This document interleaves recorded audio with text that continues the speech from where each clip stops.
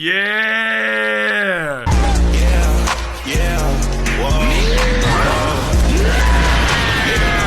Yeah!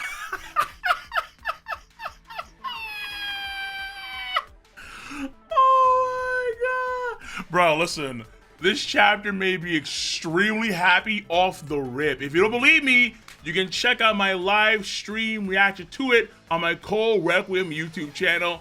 Over that channel, we're actually doing like all of these chapter read-throughs in bulk of the week. So today was Kingdom and One Piece. It wasn't just One Piece. So let's say in the future, it'll be like Hunter x Hunter, JJK, and One Piece all in a single stream. You remember that one chapter when Sanji and Brook and company got focused on Zoro, what happened to them? And then that was a big moment. But at the end of that chapter, Kaido fell 10K and all the focus was on Kaido instead of Sanji and company. That's the same way I feel right now because Smoker is back in this chapter, bro. And I like Smoker. Smoker's actually one of the few Marines I give a damn about. And in terms of character, he was actually a pretty damn good character. Not, of course, in the post-time skip, he's fallen off dramatically. But in the pre-time skip, he was great. He was outstanding. He's Vice Admiral, but in my mind, I call him the future, that's right, future Admiral Smoker. Woo! You feel it? Yeah, I do. However, Smoker is later on in the chapter. I'm not gonna lie to you. Don Krieg, oh my God. Bro, what? How? How many MH5s did Don Krieg fire off to get to the new world? Yo, One Piece live action. Yo, wait a minute. Randy Troy, bless you, love you always. Matt Owens, bless you, bro, bless you. We got a problem. Woo! We got a problem. My man is back and looking better than ever. The guy next to him, maybe it could be Gin, but Gin got poisoned at the end of that arc in Baratier. So how is he alive? But we see next to the girl with the kill shirt on her back, it's Pearl. I saw Pearl first during the stream. Like, hold on, is that Pearl? What the hell? And then shit it over later on, Don Krieg, maybe Gin, who's starting like copy Shanks. No. This is fire. That's fire. I'm a Don Krieg fan. I don't know about you. One of the best things about Baratier, in my opinion, was Don Krieg. I thought Don Krieg slapped, absolutely.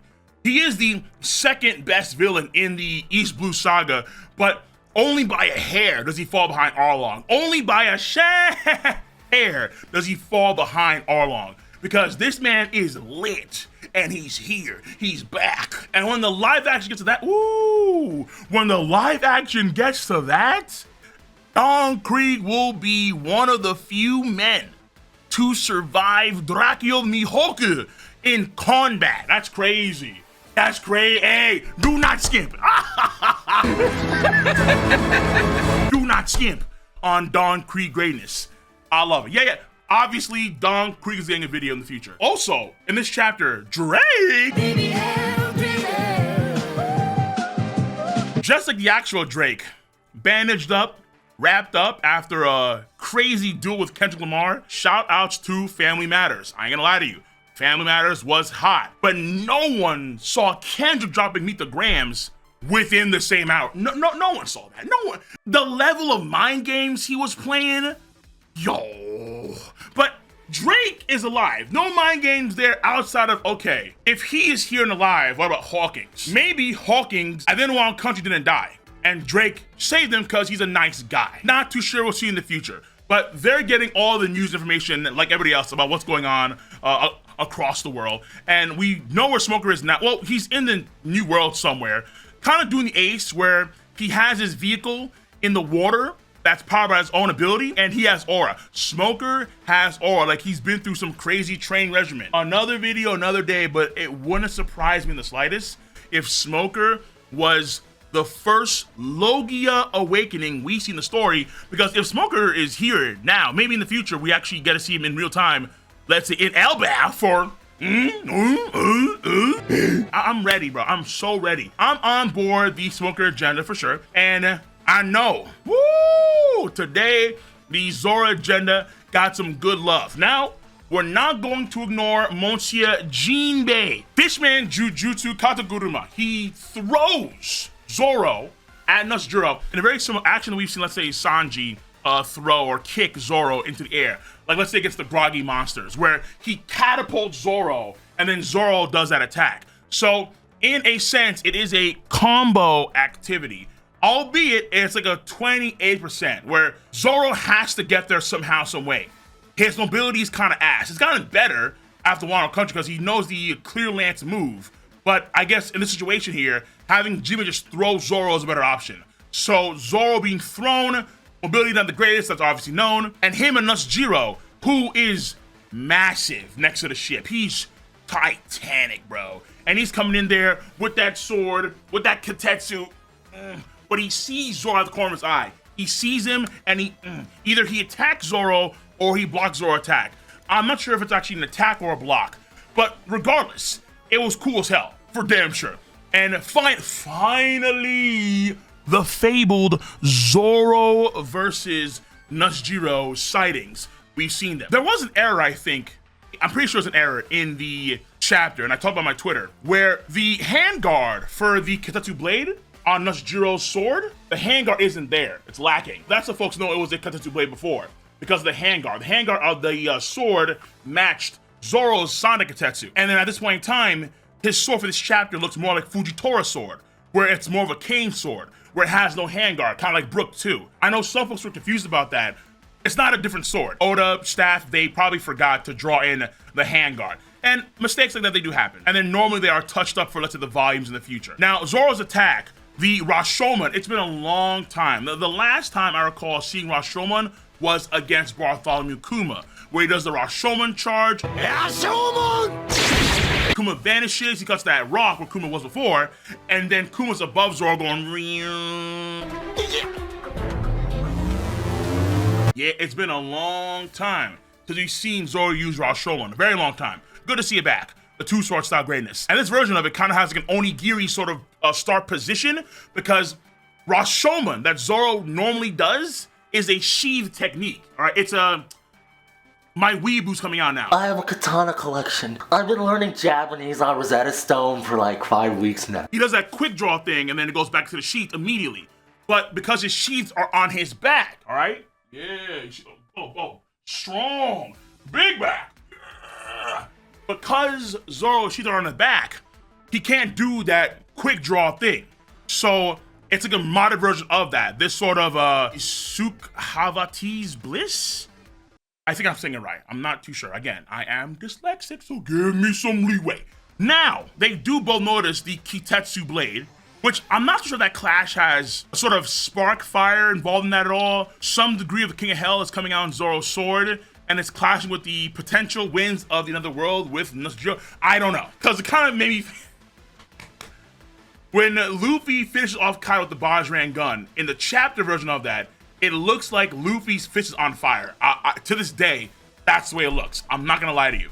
But the anime just said, nah. Nope. Nah, Chief. No fire, nothing. You're wrong. Now, the anime ain't perfect. All right, it's an adaptation for a reason. However, I don't want to make that same mistake. So I'm not too sure if this is a fire or not when it comes to this clash between Nusjuro and Zoro. But it is cool. It is epic, for sure.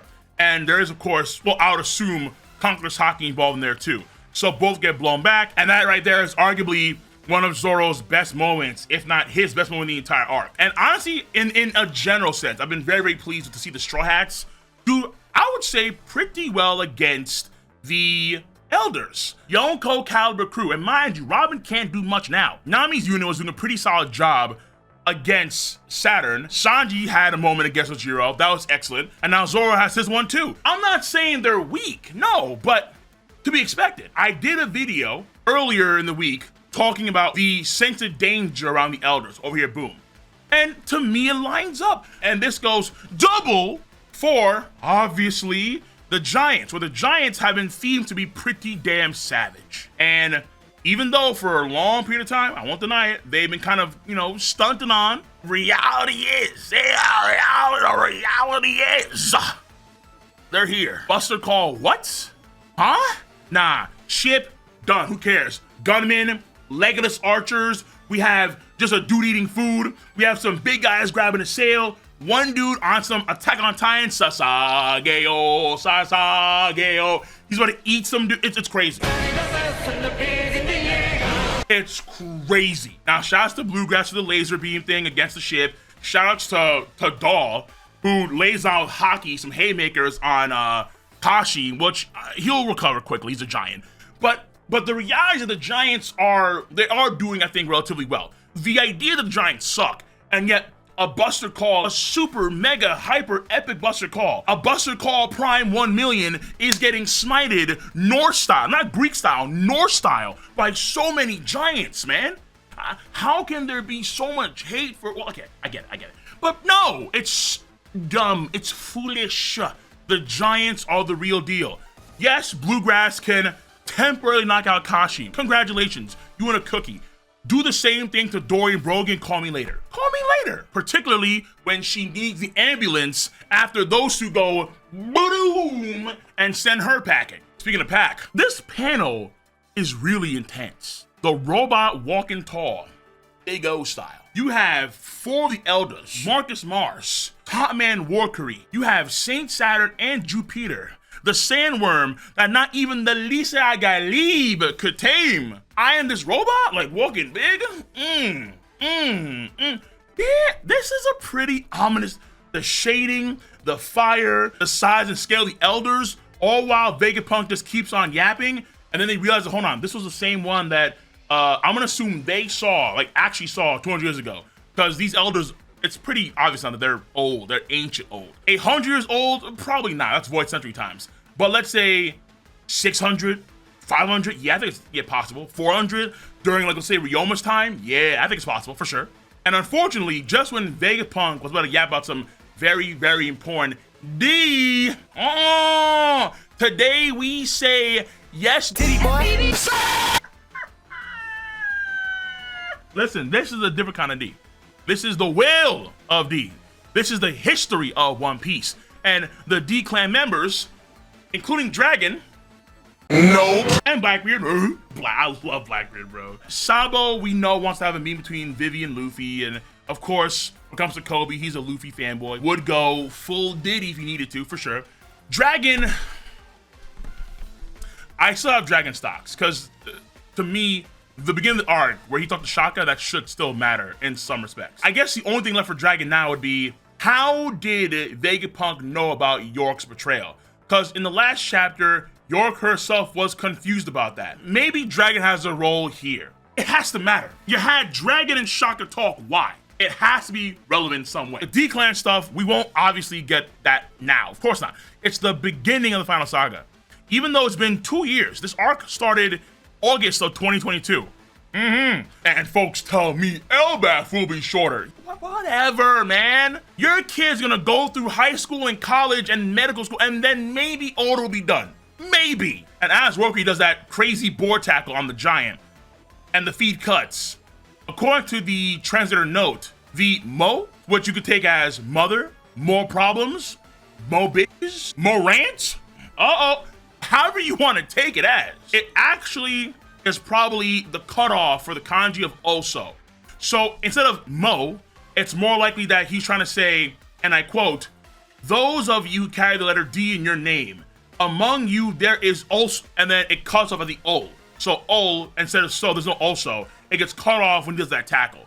So we're gonna find out in the future what the deal is, because the robot, and I think, actually now I see it, the robot's design, like its shoes do remind me of the hover boots that we see in Agate Island. But this giant, I think, is gonna fight against the elders now. And we should see some of that. Hopefully we do. I don't wanna just skimp on the giant fighting the elders and we get nothing. No, give me something, please. Because it could be a good basis for Frankie to actually gain more insight and more tech on, let's say, the Frankie Shogun, the Sunigo, things like that. It looks like we are actually finally nearing the end of this arc because Luffy just has to go towards the ship.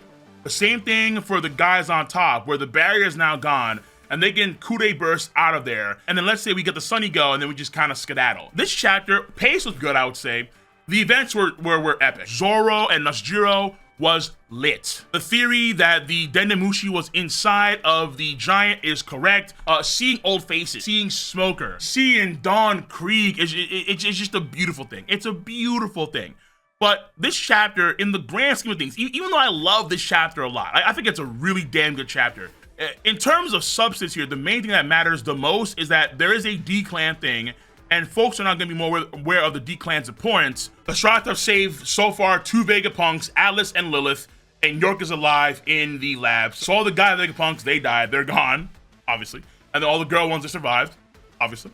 And I would say overall, in terms of substance, material, this chapter is a good chapter. I can't say it's a great or fantastic chapter, because, yeah, even though I love seeing Dawn Krieg, because Dawn Krieg is dope as hell, and I love seeing Smoker. Smoker, again, one of the few Marines that you care about. In the actual substance of things, this chapter is a good chapter. It just closes, ultimately, at least I think it closes, the main sequence of this section of the arc, where the message for Vegapunk is now over. And the Gorosei focus, like what we thought a while ago, the focus of the Elders are now shifted towards the robot, which was pretty obvious. So let's get on out of here, and then make our way towards very, very, very, very likely El Bafo. Overall chapter rating is going to be a 7 out of 10. But let me know your stance on this chapter One Piece. Be sure to rate the video, comment, and subscribe. I'm going to catch you guys and gals on the flip side. See you. Bye bye.